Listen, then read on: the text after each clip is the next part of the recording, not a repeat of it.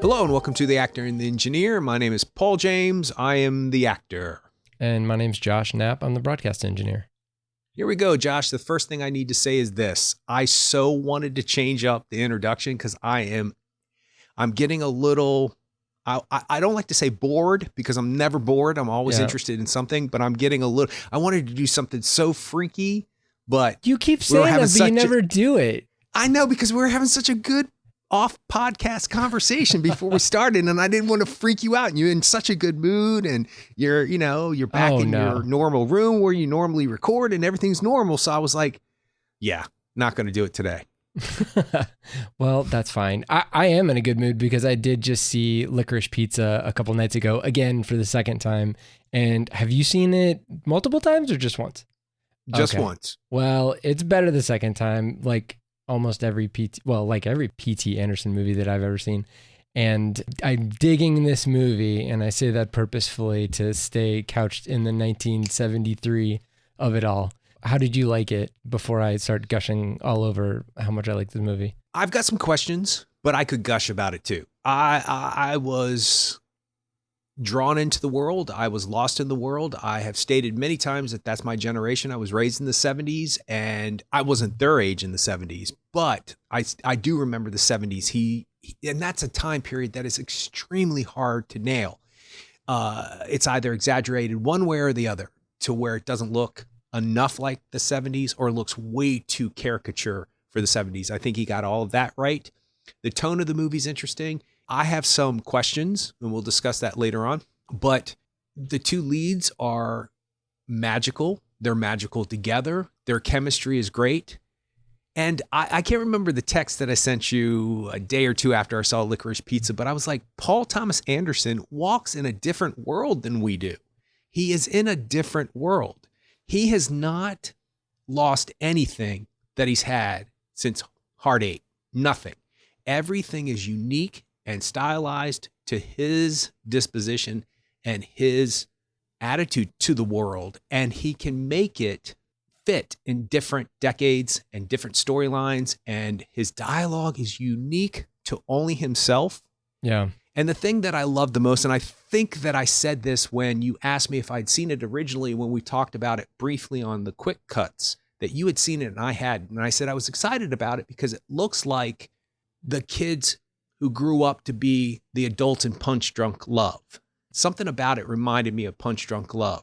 And we have loved that movie for a long time. Yeah. And I won't necessarily agree with myself on that statement, but there's this sentiment about Licorice Pizza that Punch Drunk Love sort of floats in the same area. I don't know what it is, but yeah, I loved it. Here's your text. Your text is, he's fascinatingly out of step with this reality. Only him. Long live PTA. Yes, our reality. The reality you and I are walking in right now. Mm-hmm.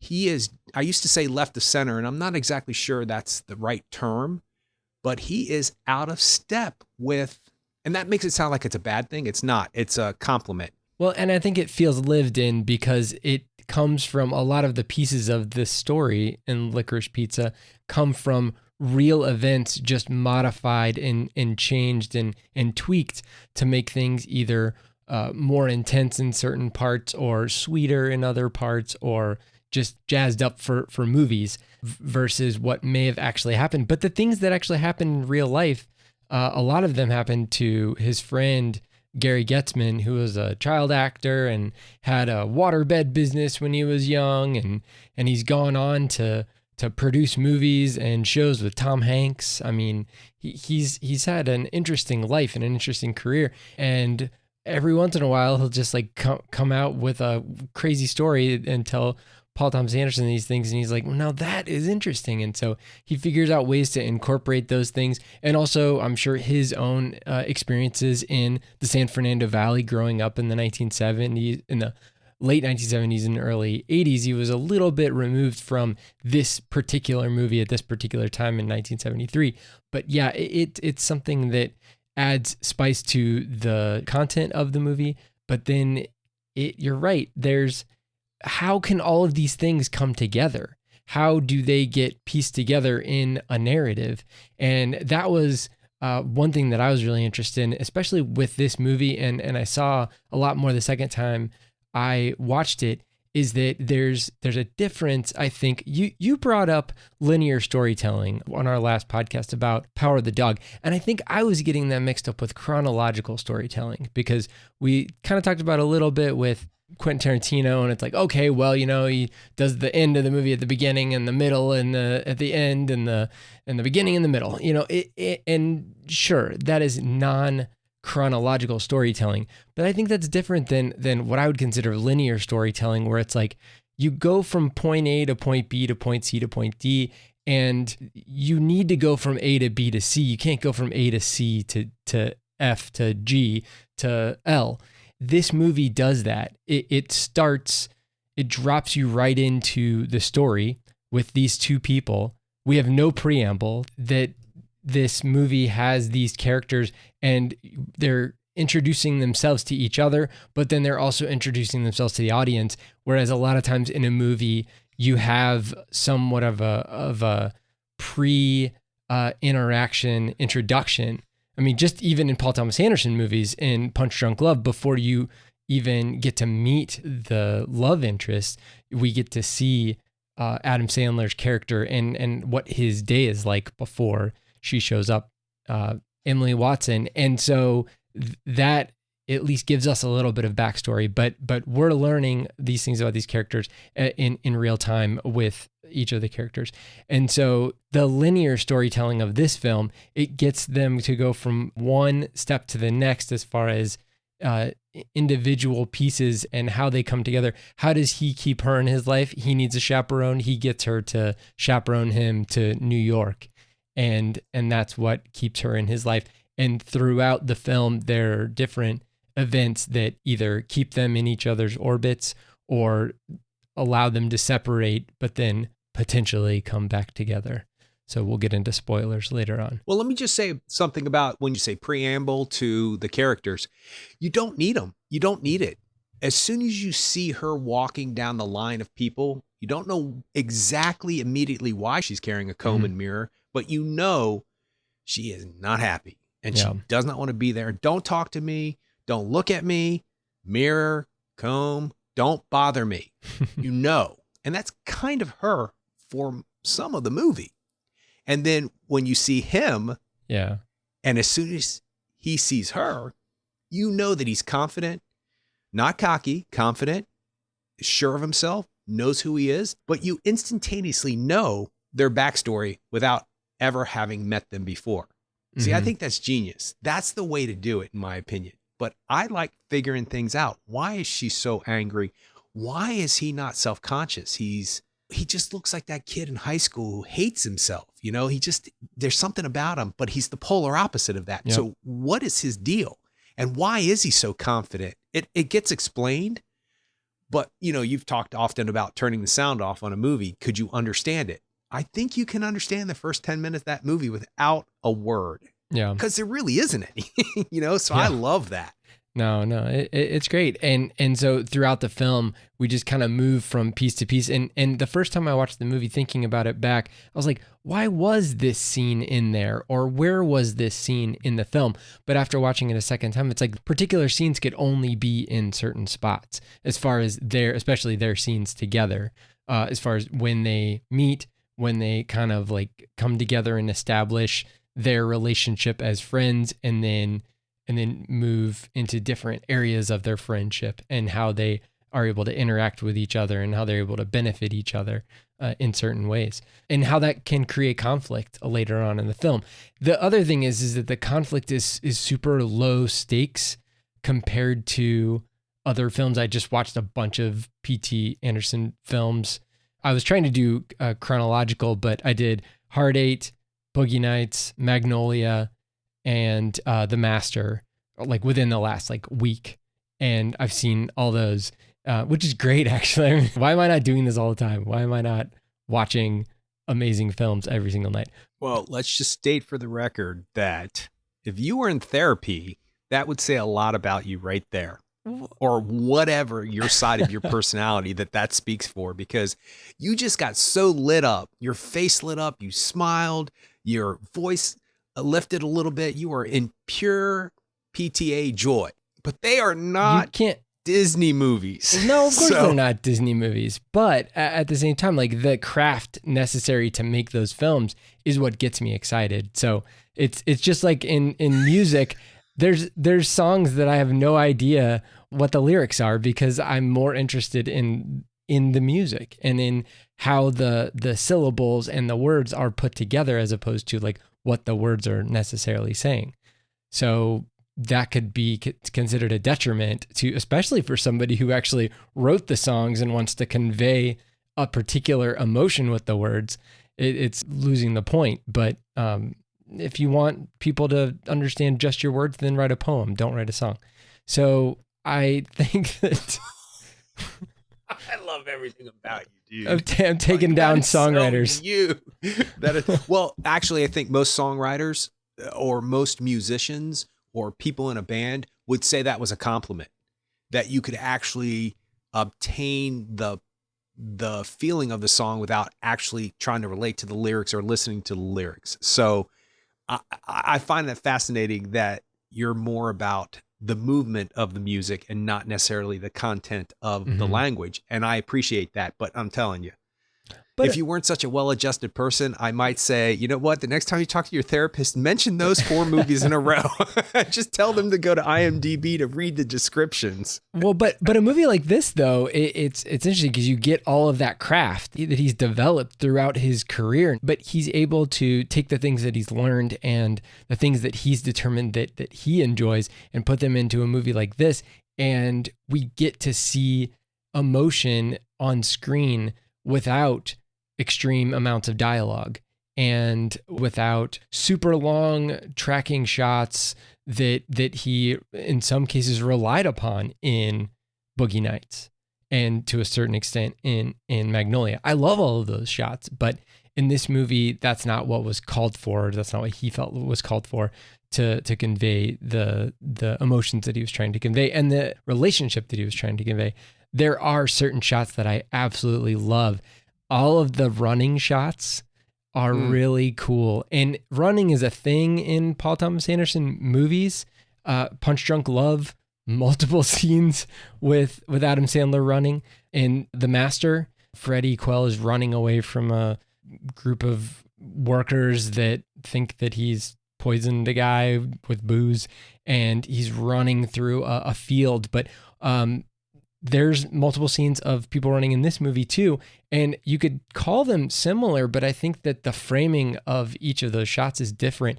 With the Master and the Freddie Quell scene of him running away, the camera is on a dolly, and the dolly is moving side to side and is running or is tracking along with the main character, but the main character is running off at an angle away from the camera. And in this movie, I think all of the shots of either Gary or Alana running, the camera is also on a dolly and on tracks and riding alongside the character, but it is locked to that character. And it is framed in a way that the background is just like, I mean, it looks like they're a race car. And you're like, how fast is this guy? Like, he must have superhuman speed.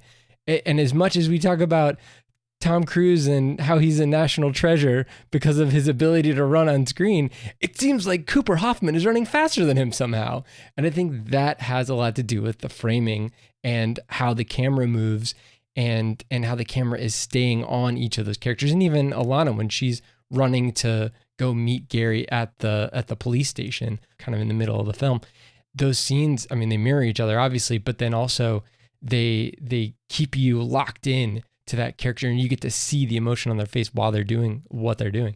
And it's just, I don't know, I loved those scenes, and I loved how they were framed and how there was a callback to them closer to the end. Well, running when you're 16, 17 is different than when you're running when you're 30. And I'm not just talking about the physical aspects. When you run when you're younger, that's a means of transportation to get to one place to the next. You run to your best friend's house that's 3 blocks away. It's a form of transportation.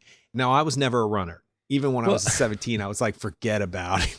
I'll walk. I'll get there when I get there. But when I saw those scenes, I thought of freedom. I thought of how you just bolt when you're a kid. When you're younger, you just go. But they're also both running to the other one's aid in those scenes. And I think that kind of like, it's like the mom picking up the car off of their child thing. Right, It's kind of like adrenaline, right? I can run faster because this person's in danger. And so that's what I got out of it. But isn't there a scene where he's running to get from one place to the next, not necessarily to meet her? Yes, it's the gratuitous David Bowie song. Even though it's very well done, but it is also a David Bowie song. We made it a rule. David Bowie in every movie, and now Joni Mitchell also. We made it a rule. Yeah, it's not a shock when it shows up. You're like, and it's when the gas shortage is happening, and they're running up through weaving through the cars. But still, those are the ones that stood out to me. What about you? Any scenes or sections that stood out to you that you loved? Yeah. What is the deal with Paul Thomas Anderson and telephones? And maybe this is just a normal thing for a movie to have. I just don't notice it as much. There's the telephone booth scene in Punch Drunk Love. There's the confessional scene in Boogie Nights when Mark Wahlberg calls Burt Reynolds and gets absolution or gets permission to come back. Yeah. No, it just seems like it's a thing. And I don't know if it's just essential because of the narrative or if it's like, does he write a scene around getting into a phone booth? It seems to be a thing. And I'm not saying it is anything. It's just something I've noticed. Punch Drunk Love, I mean, the whole movie is on phones because the thing that gets it all kicked off is that Adam Sandler calls a phone sex line.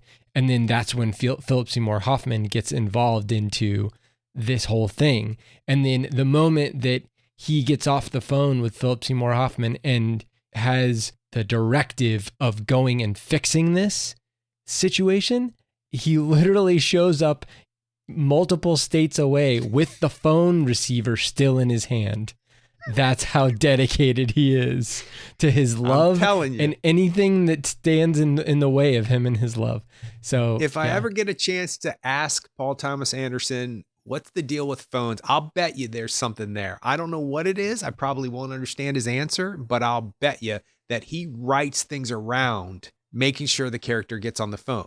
Philip Seymour Hoffman spends half of Magnolia on the phone. Yes, sure, it's a necessity. Right. With Paul F. Tompkins, actually, he's one of my favorite comedians, and he was on the other end of the phone. He was the character who picks up the search and destroy line. Yeah, so because Paul Thomas Anderson, he hung out with a bunch of people at this theater Largo in LA, and they would do musical acts, and they would also do stand-up comedy and some sketches and stuff at this one theater. And so he incorporated all of them. Patton Oswalt, at the very beginning, he was the dealer, the Las Vegas dealer at the beginning of Magnolia. He's a comedian, and there's multiple people from that scene. He's the scuba diving guy. He is right? a scuba diving guy. Yeah, Amy Mann. Yeah. She performed a bunch at Largo, and then she wrote a bunch of songs for Magnolia.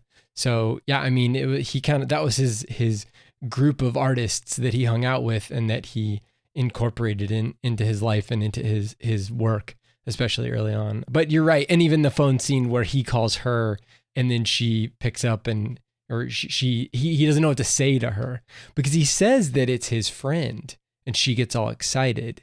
So he's kind of testing her to see that, she's really excited to get a phone call from this guy who is, she's trying to date or whatever. And then he just either chickens out or I don't know, does some weird thing. And then she calls him back. And I did some research and I don't think Star 69 was a thing back then. I don't think so either. I don't know how she called him back, but whatever, unless she knew his phone number. I'm telling you, there's something to go on with the phones. I'm telling you, there's something there. And the only time he does any kind of like suspension of disbelief is when it comes to his telephone calls. So I'm telling you, there's something. Maybe the question is, when I go to therapy next, why do I have an obsession with phones in Paul Thomas Anderson films? Did somebody not call you back at some point in your youth or something? Maybe. Maybe. I'll let you know after next Wednesday after my therapy session if we discover anything. Well, we have gotten this far and we haven't talked about the music in the film, and I think that is absolutely unconscionable because that's one reason why I love this movie so much. And there are movies out there that, you know, the soundtrack defines them. And for me, that's Dazed and Confused. And to a certain extent, I mean, Baby Driver wouldn't even exist without the music associated with that film. And I love those films. And I love how you can have music that has had a life before the film, now has a life within the film. And for me, luckily, I didn't grow up in the 70s. And I think that's a good thing when it comes to somebody who's like really excited about movies, is that you can take movies and older music and incorporate it into a movie, and it breathes new life into a song, in my opinion. So there's songs in this movie that I definitely have heard before, and there's songs that I haven't heard before. And there are songs that now will only be burned into my brain as being from this movie. The biggest one for me is Let Me Roll It by Paul McCartney. And I'd heard that song before. I didn't even know it was a Paul McCartney song. That's how not plugged in to that portion of his career I am. And the way that it's used in the film, it's in a very impactful scene between the two main characters. And it just seems like the right feeling for the moment. And that just, is a perfect distillation of that feeling. If there's a way to get a feeling across to the audience without dialogue, then I think you should look at that first, because I'm really digging on these movies that don't have, we talked about recently even with Power of the Dog. Just if you can take the dialogue out, try it. See if there's another way to get that point across, or that feeling across, or that vibe across. And that's one great example for me. Another one for me was Lisa Listen to Me by Blood, Sweat and Tears.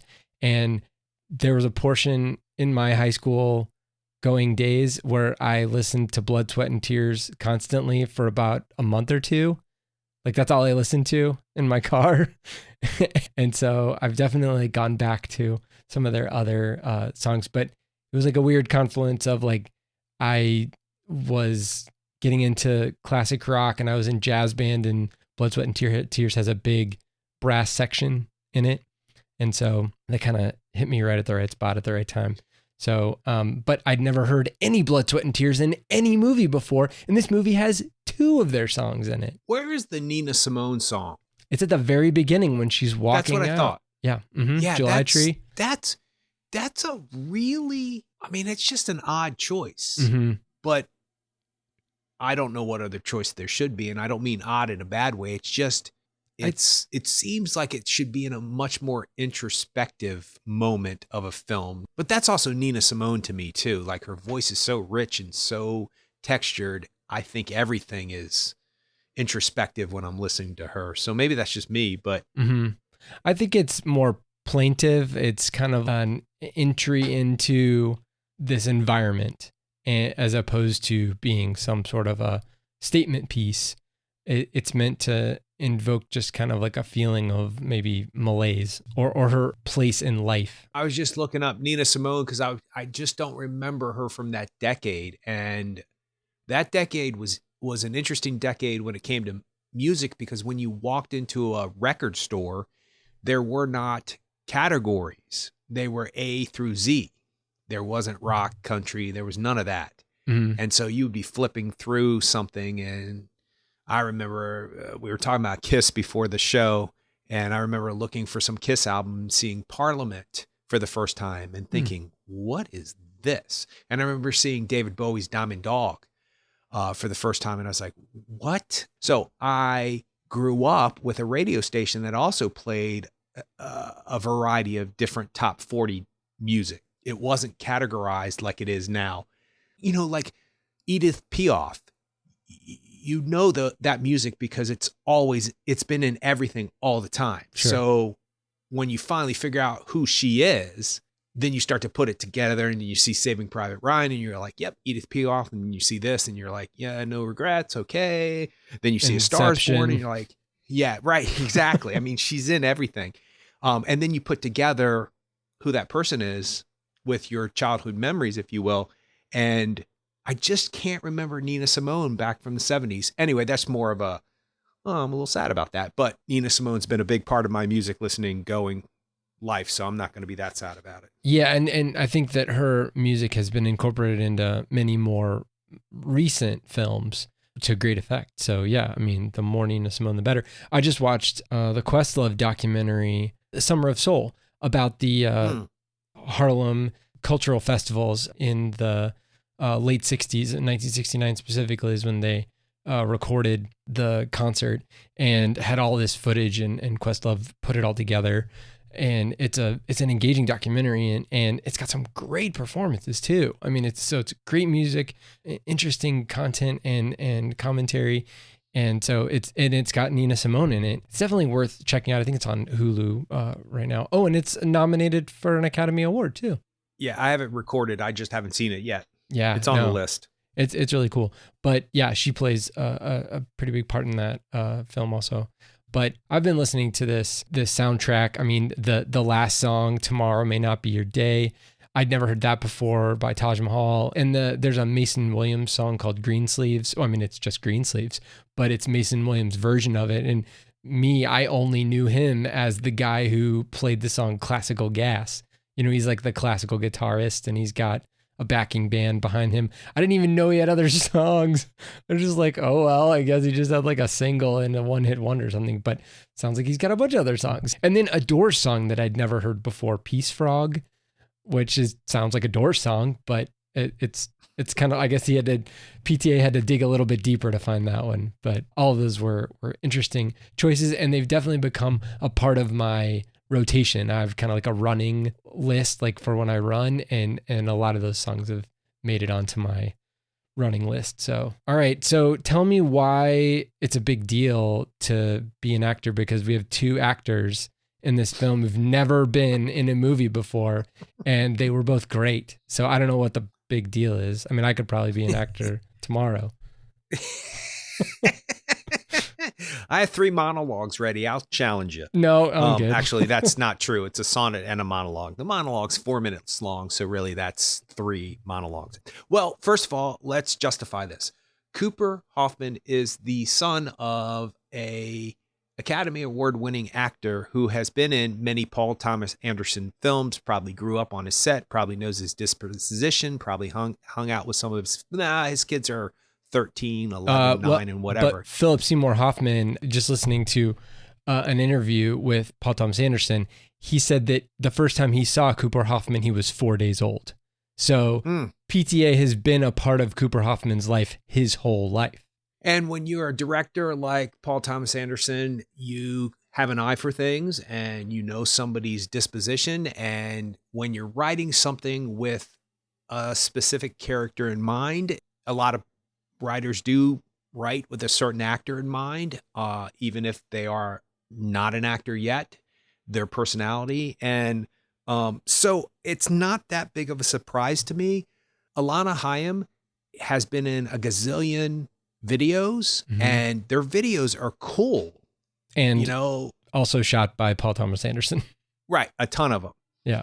And they're choreographed, and there's acting in them, and there's specific moments that happen in them. And as a matter of fact, when the oldest real life Hyam sister looks through the crack of the door in Licorice Pizza, it kind of reminds me of one of their videos. So it's not a surprise that she had charisma. What surprises me is that she was able to handle herself moment to moment wise with people like Tom Waits and Sean Penn and these huge people in the industry, and work with the director who she has worked with before many times. But it's their chemistry that I find interesting. Not necessarily their acting chops, although she's very good. And if she wants a career as an actress now, she can have one. But that said, I think the whole Hyam family could have acting careers, because I didn't realize until the end credits that that's her big sister and her middle sister. I didn't realize that was her real mother, their real mother, and their real father. And I thought the father was one of the best things in the movie. He's like, oh, where are you going? When he says that to her, I was like, oh, this guy's for real. And then you find out it's really her dad. So obviously Paul Thomas Anderson knows them, has been around them many times, probably over to her house for dinner and vice versa, and to the sets and all that other stuff, and probably congratulating him over his Oscar nominations. They're probably a neighborhood of family members when they gather. That's his tribe. And so it's not a surprise. But if Alana Hyam wants an acting career, she could have it, because there is something so charming and sophisticated and real about her performance. But there's also this like, I don't want to grow up thing that she's going through. And her moment to moment work is really good. And the way that she's kind of overwhelmed by Sean Penn's presence as the actor, not Sean Penn, the actor, but the character he plays, Holden. Who's he play? He plays somebody who's supposed to be William Holden, but they can't call him William Holden. I think it's Jack Holden. Yeah. But the way that she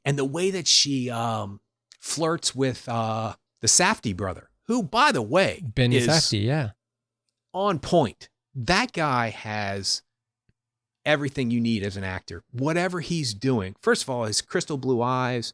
There's something very interesting about that guy, and the way that she kind of looks up at him and kind of flirts with him and is age appropriate with him versus the way that she's kind of intimidated, but yet maybe flirting with Sean Penn or just intrigued by Sean Penn's character.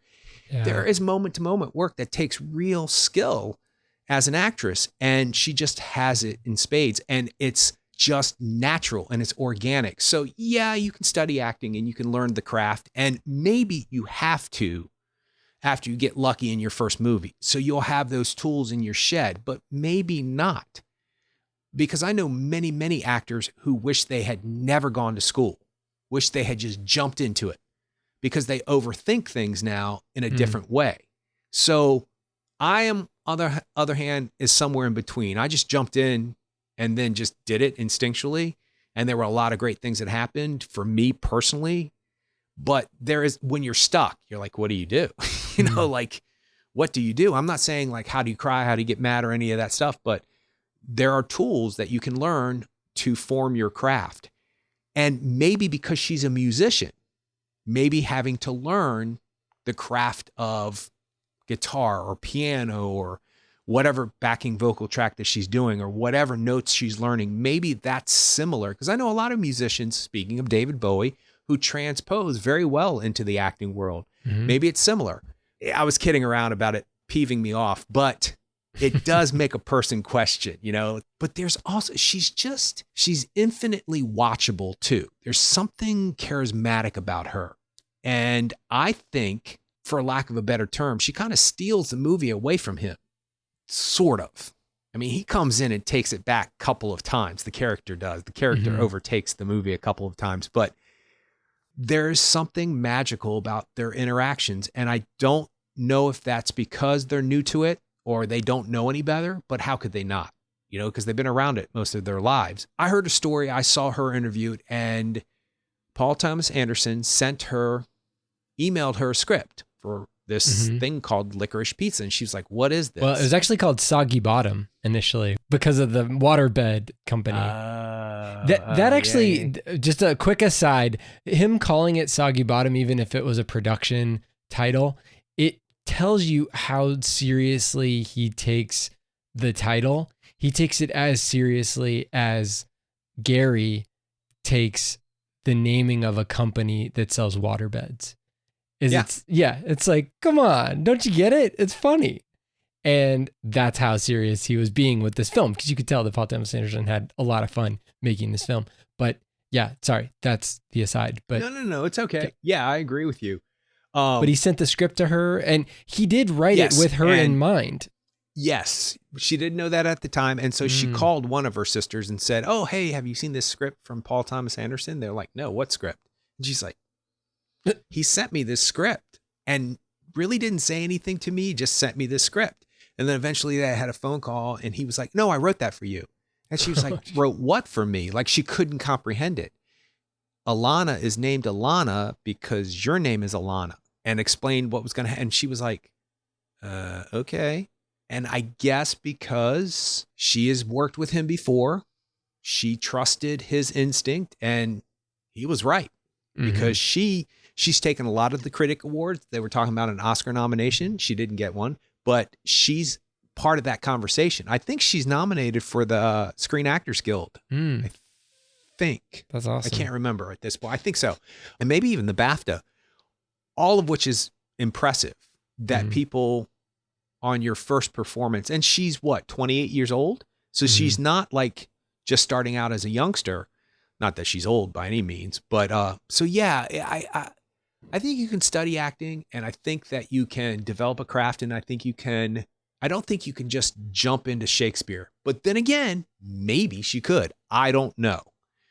I mean, because I couldn't just jump into playing a guitar, but maybe that's just the actor inside me being a little bit jealous. But I'm wondering what technique it would take to be able to do what Denzel Washington and Frances McDormand did in The Tragedy of Macbeth. That said, if you're talking about moments of believability, the movie's filled with them. Yeah. And she brings them all to life. So she's amazing. Now, Cooper Hoffman, on the other hand, he was not, the movie was not written for him. They did a national search for an actor, and then after they didn't land on a particular actor for the role, he talked to Cooper Hoffman about it and gauged his interest and just had him just kind of read the lines. And he even brought Alana Hyam to Cooper Hoffman. I don't know if he was living in New York or where he was living, and they kind of just like went through the script and just talked it out to determine his receptiveness to the process and his capabilities, I guess. But it kind of reminds me of, and maybe this isn't I don't know, maybe I'm somewhat romanticizing this in a certain way, but the White Stripes as a band is Jack White and Meg White. Jack White being a musician who's fairly accomplished, and Meg White being a musician who is competent. But Jack White has even said that the limitations of Meg White as a drummer, mechanically and maybe musically, I don't know, but I mean, she can still keep time and all that stuff. And I love the White Stripes, but he says that the limitations of their duo caused him to be more creative and caused the band to be better. Now, I don't necessarily want to drag Meg White and say that she's a horrible musician, because she's not, because I don't think that would benefit anybody. But you know, if you're somebody like Jack White, you can pair yourself up with other artists, which he does. He has other side projects and stuff, but he specifically wanted to be in a band with Meg and make music with her because of the limitations. So that may be a similar thing for Paul Thomas Anderson, saying, I want to work with two non-actors as my main actors because maybe they're going to bring something to this film that I'm not expecting and that I haven't seen before, because I work with really good actors all the time. I mean, this guy worked with Daniel Day-Lewis, with Joaquin Phoenix. I mean, he's worked with Paul... Academy Award nominee, Award nominee. Yeah, Philip Academy Seymour Award Hoffman. nominated, I mean, you know, Academy Julianne Award nominated, Moore. You can go Academy down the Award line. Nominated. Tom Cruise, Academy Award nominated, See, all for his movies. movie. Yeah.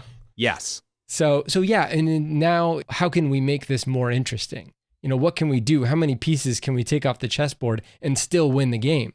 Well, it goes back to your theory about getting rid of the dialogue. You know, how much of the dialogue can we remove before people don't understand what they're watching? Also, I think the flip side to that coin is being able to mold somebody into a performance. I'm not sure what kind of director he is. I'm not sure if he talks about line reading or if he tries to get the actor to get there himself, or if he gives them an indication. I have told you many times, I don't care. Tell me. Tell me exactly how you want me to say it. I'm fine with that. Edit me, David Fincher. Put it together, vowel by vowel. But maybe the innocence of not knowing and the trappings of being self-conscious as an actor because you have a craft, or being so much in your head.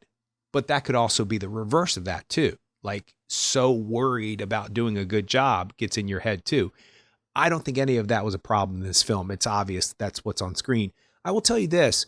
I do believe in the theory that, one, less is more, but also when I was in high school, we did a play called The Night Thoreau Spent in Jail, and we had no money and, you know, barely got it together. I think we had 3 or 4 flats, which are walls, if you will, and they would move in and out.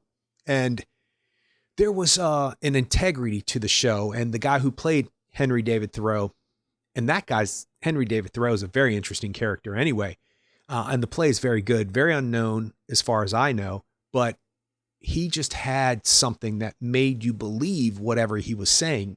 For high school, that's a big thing. Then I saw another production at another high school months later at a very, very prestigious private. I went to private school too, but this private school had a lot of money and the set was like intricate and the costumes were time period exact and they were just great.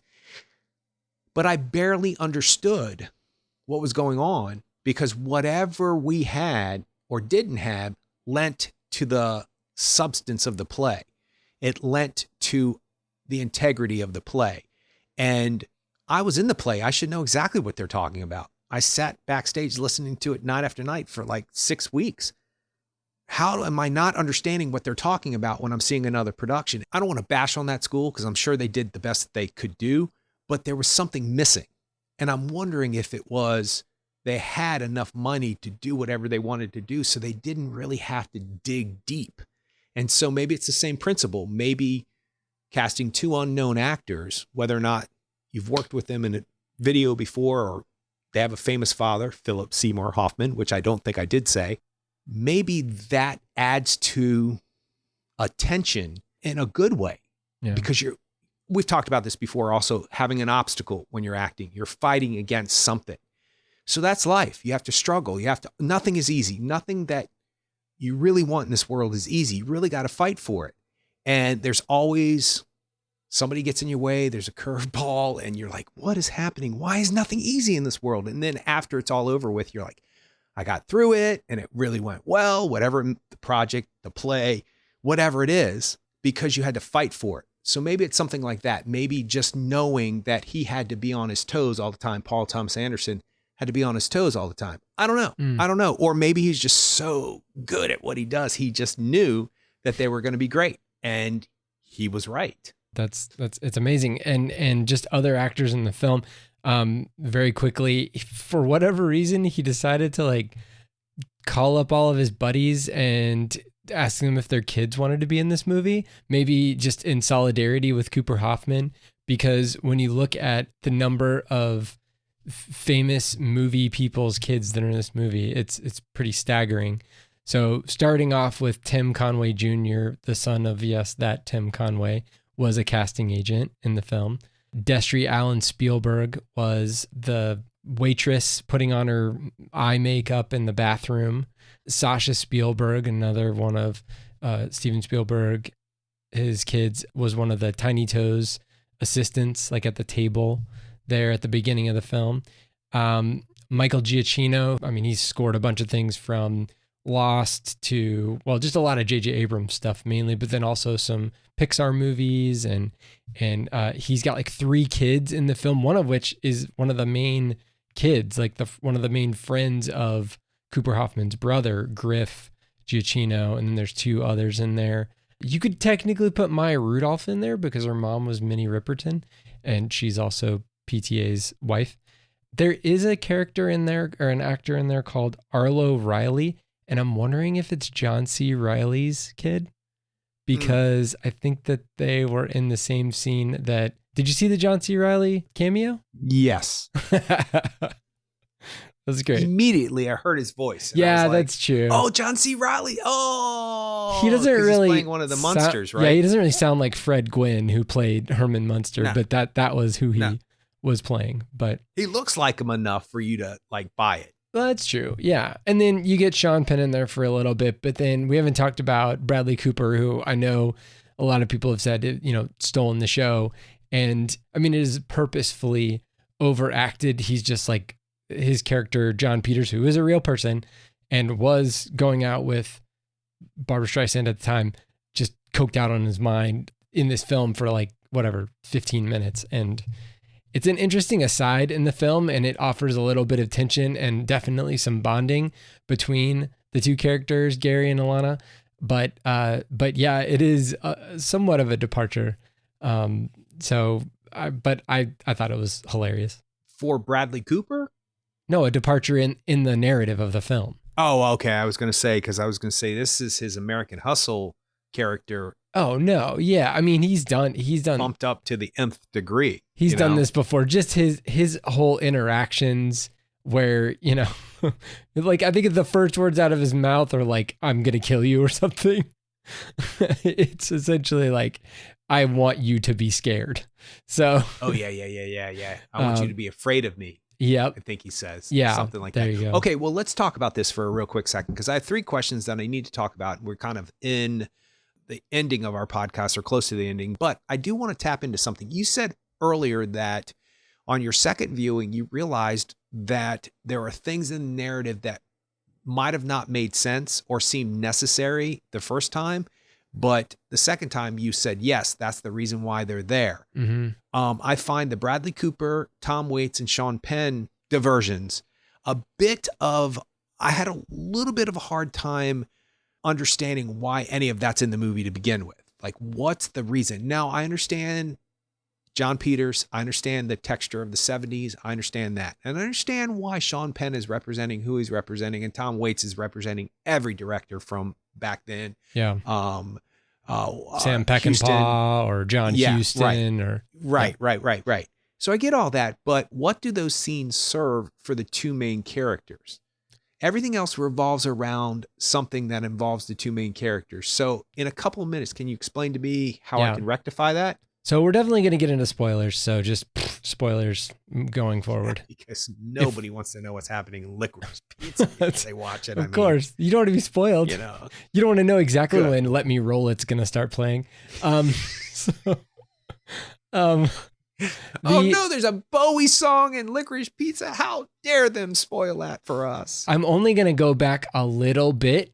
I'm going to go back to where he says, what are your plans for your life? He's like, you're an actress, you should act. And then the next thing is him taking her to the interview with the casting director, which, by the way, one of the best performances in the film is by Harriet Sampson Harris, who plays this casting director. The way that he has her framed, and when she says like, I know exactly who you are. You're a dog. You're an English bulldog.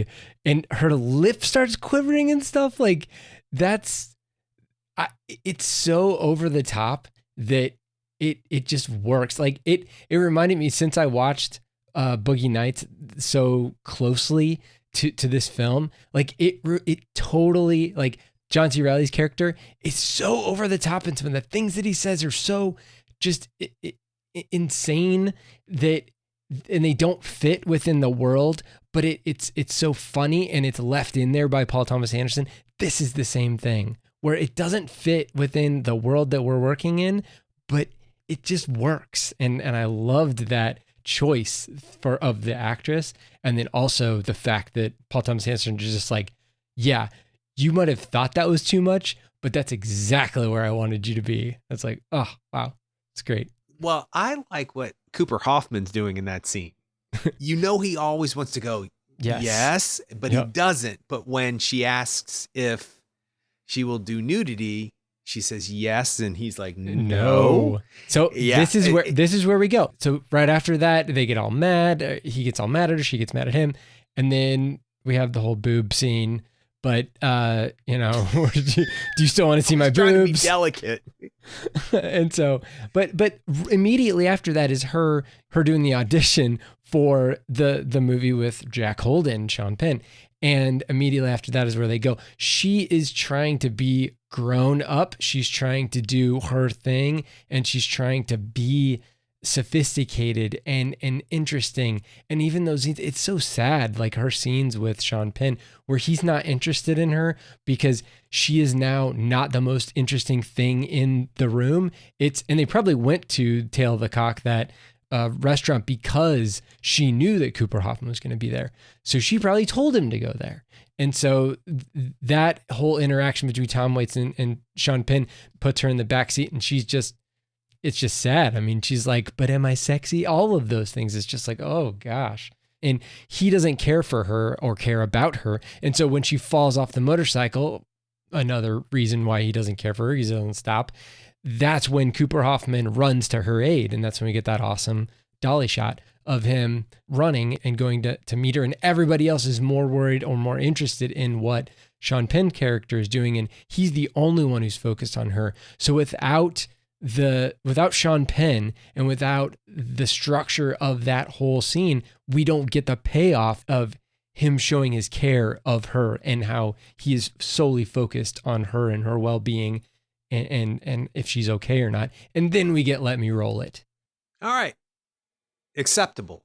I get it now. Okay, so let's talk about a few controversial things because they're there and I'm curious about this. Their age difference. Mm-hmm. People have brought up a lot of things about their age difference, and she says she's 28 to Bradley Cooper.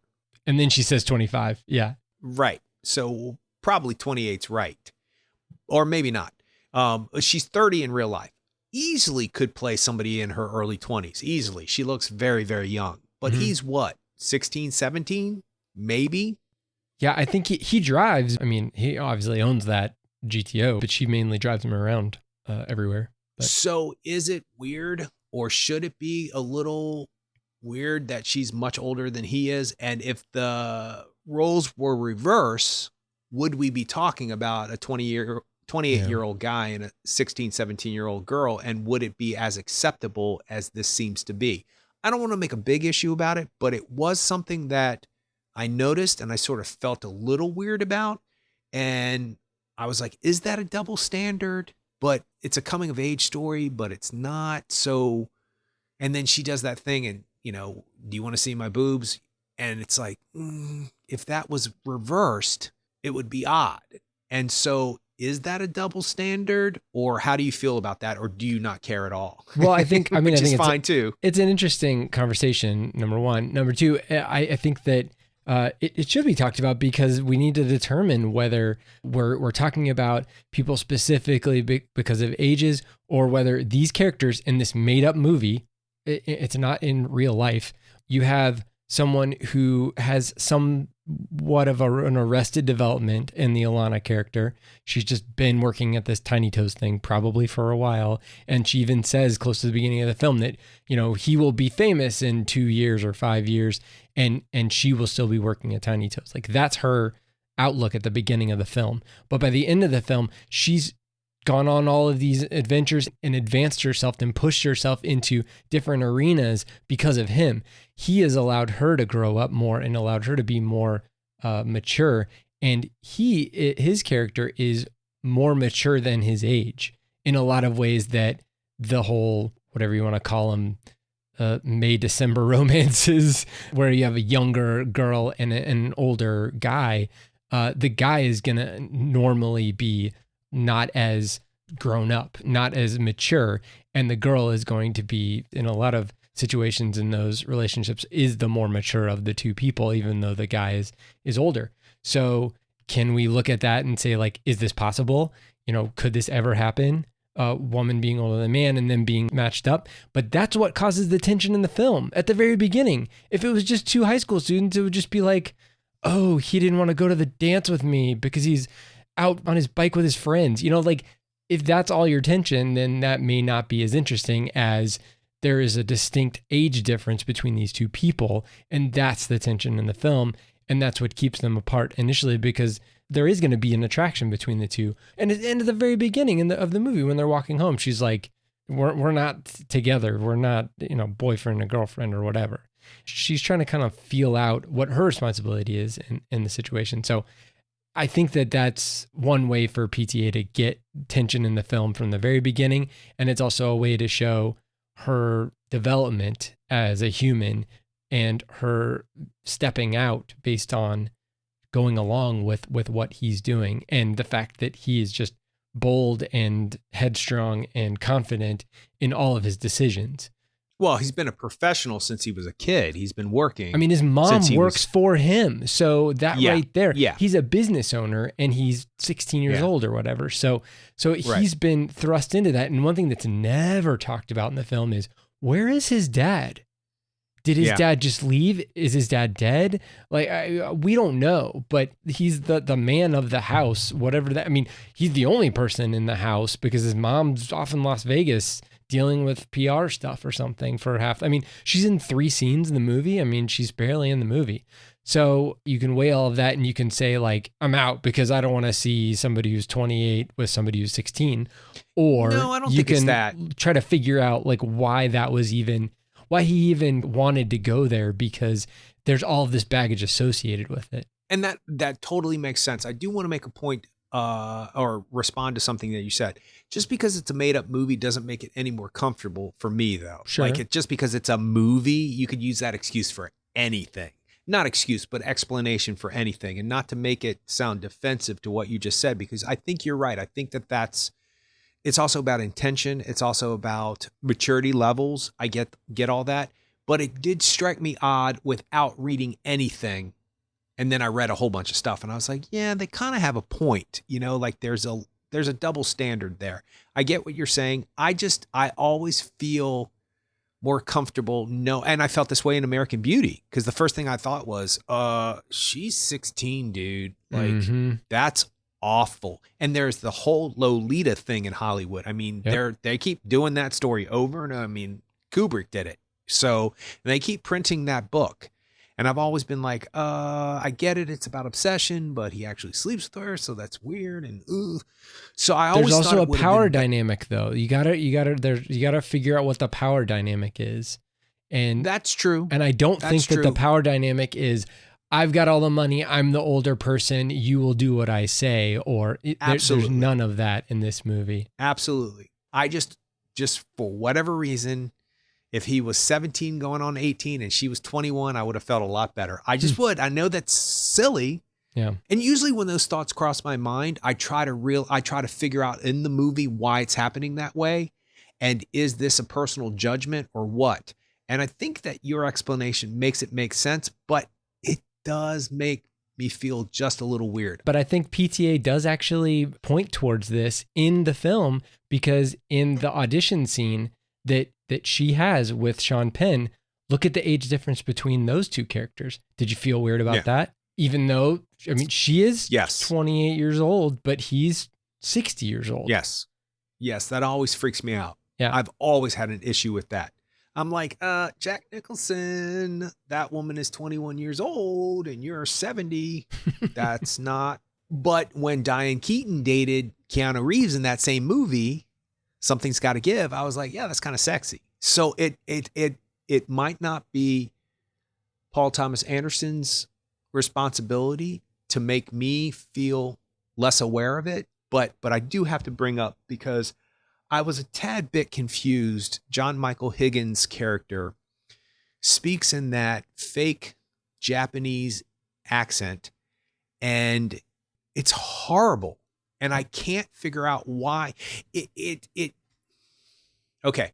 I understood immediately that was about that man being stupid and ignorant, and not about him being stereotypically the Mickey Rooney character in movies, because the Mickey Rooney character in Breakfast at Tiffany is supposed to be an actual Chinese man. Yeah. He's not supposed to be imitating a Chinese accent to talk down to his wives, or Japanese, whatever it is. Is it Japanese? Yeah. Okay. And Paul Thomas Anderson says that his intention was to make that guy stupid, that guy is an idiot, and maybe his intention doesn't land, but that's not his responsibility. People didn't perceive it the way he meant it to be. And I just think that's an awful slippery slope, to where Paul Thomas Anderson is a movie maker of my generation, or our generation, of my age. So he knows that is something that is a touchy subject and really should be respected to not do. I don't think I need to know what Paul Thomas Anderson's intention was. I just think the history dictates sometimes not to make certain choices regardless of what your intentions are.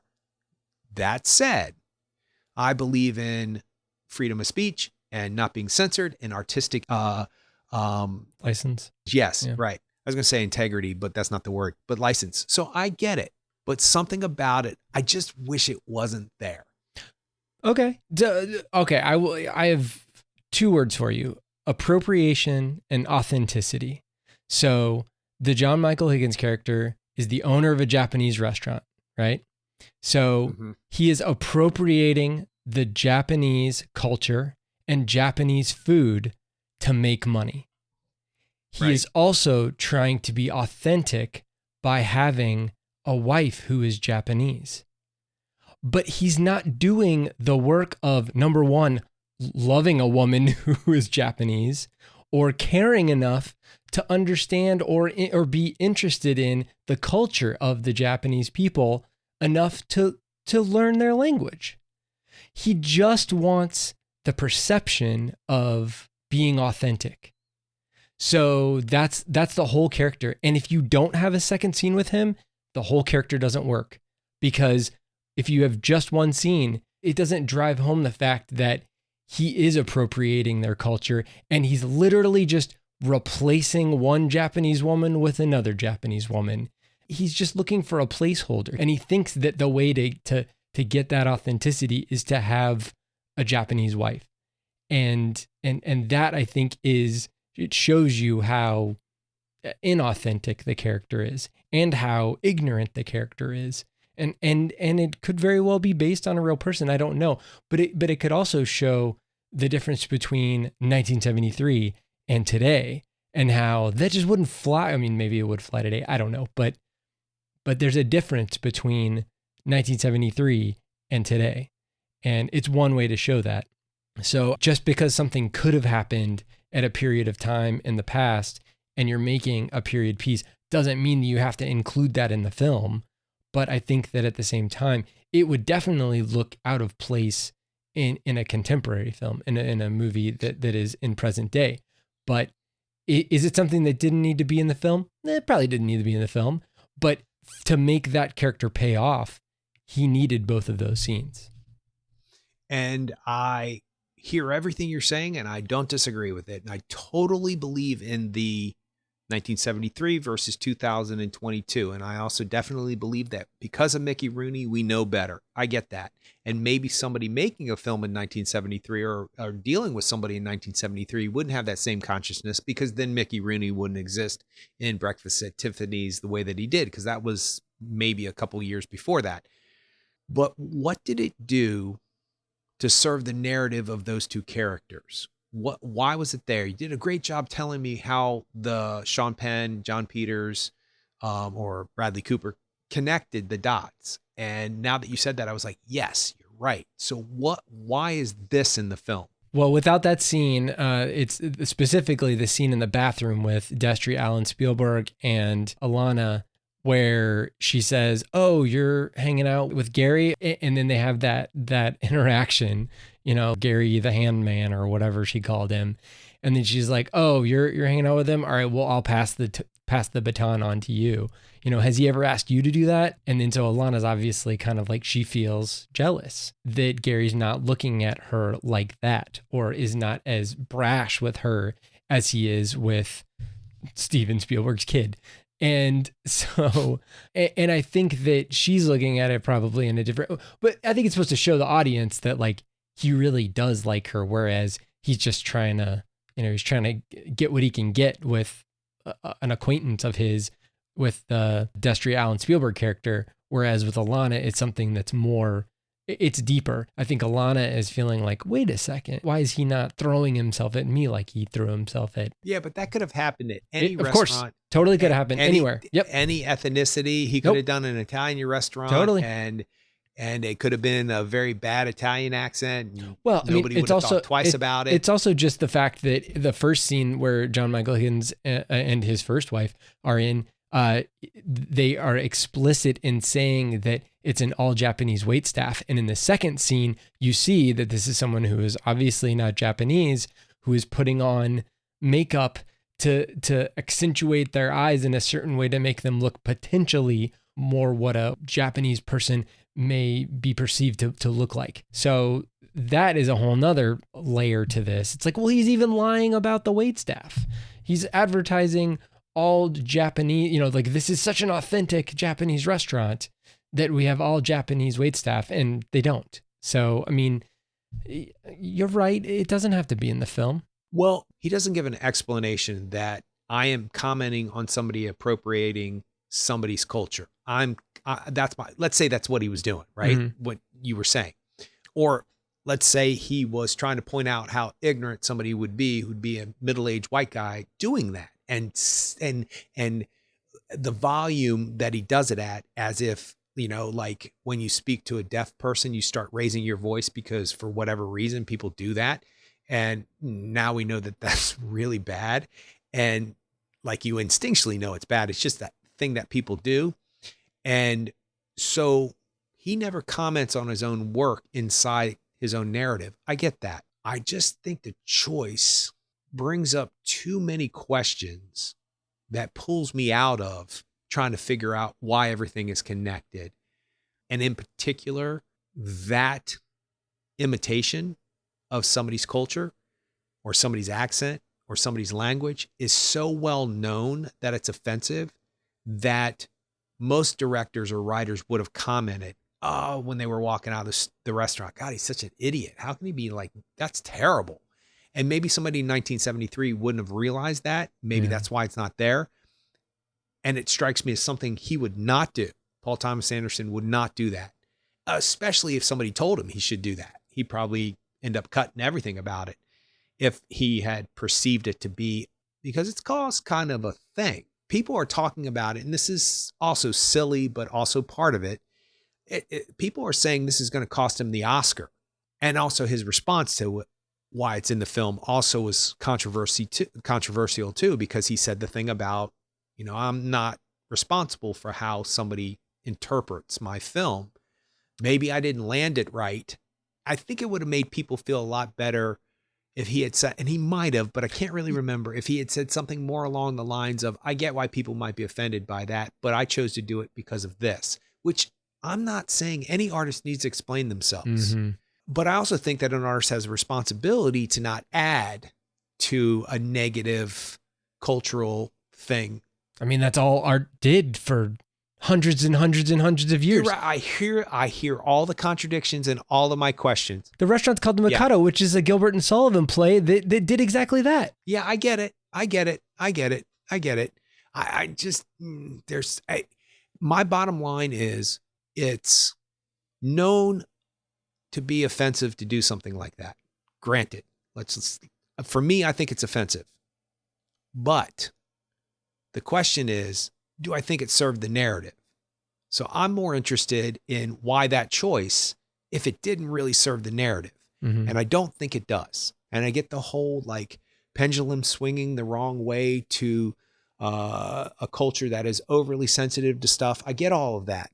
I think that's based in purpose. I think we need to be overly sensitive right now and then readjust and somewhere find something in the middle, because the way that the pendulum was swinging, 50 years ago, it's like people are going to die because you're joking around about stuff like that. So we've got to be very careful about it. And I definitely know this. I land on the side of the artist has the right to interpret life the way the artist wants to. And if that might be offensive to some people, then that's offensive to some people. I was going to say, so be it, but that sounds too direct. I think the artist definitely has to own what they are putting out into the world. I don't ascribe to the like, well, I don't care what you think. No, it's more like, I'm not responsible for how it landed for you, is basically what he was saying. You should go on Twitter and read about it. Okay. Because of course, if it's on Twitter, then it must be legit news. It's always interesting to read something first and then hear everybody's interpretations of it, right? Because I read an opinion about that, then I read what he said. Yeah. And I thought, wait a second, let me readjust and think about what he said versus what the guy who included it on Twitter said before I actually, finger quote, judge him. It's called shaping the narrative. Yep. Right. And I'm very aware of that because I don't want anybody shaping my narrative. And I want you to understand my narrative means this. And I don't want anybody shaping your narrative. And I don't want anybody telling me how I feel about you or vice versa or anything. I don't want anybody to tell me that that's inappropriate per se, but there is that fine line. There's a really interesting fine line. And I think maybe, we have to have some kind of podcast on socially conscious filmmaking, and should it be that way? Or do we allow beautiful women to make love to cars and just deal with it? You know what I mean? Like, because that could be offensive to somebody. And Exactly. everything else that happens in that film could be offensive to somebody. But when it's a known thing, yeah, it starts to get wonky for me. I know I made no decisive opinions in that discussion, and I purposely did that. I appreciate that you're open-minded enough to have a conversation with me about that without becoming defensive or have an attitude about it. You're willing to hear what other people say. That's a great quality in you. Well, and you too. I mean, I think that we're not willing to shut the door on anything. I think that is refreshing, actually, because people spend 2 seconds, they look at something and they immediately come to a conclusion, and then they just move on because there's so many things. There are so many things to have an opinion on. Yeah, and you have to have an opinion on all of them, so you don't have very much time to form your opinion. So it's tiring. It's exhausting. It is exhausting. Well, I was not exhausted after seeing this movie a couple times, and I think that I don't think you can like get it online. I think it's still just in the theaters, but hopefully it'll show up online soon, close to the Oscars, because I mean, I know a lot of people may not want to be going out into the theaters just yet again, but it's definitely worth a watch in my opinion. And I think it ranks up there with some of my favorite Paul Thomas Anderson films. And it is a fun film because, like I said, all the P.T. Anderson movies that I told you I watched, like they may not be considered quote unquote fun films, but even though you have to ask your therapist when you talk to them the next time. but this one did have some really fun scenes. All right. Well, you can check us out on the web at actorengineer.com. You can go to facebook.com/actorandengineer. You can tweet us at actorengineer, and we're on YouTube. Just search for Actor and Engineer Podcast. I'll see you next time.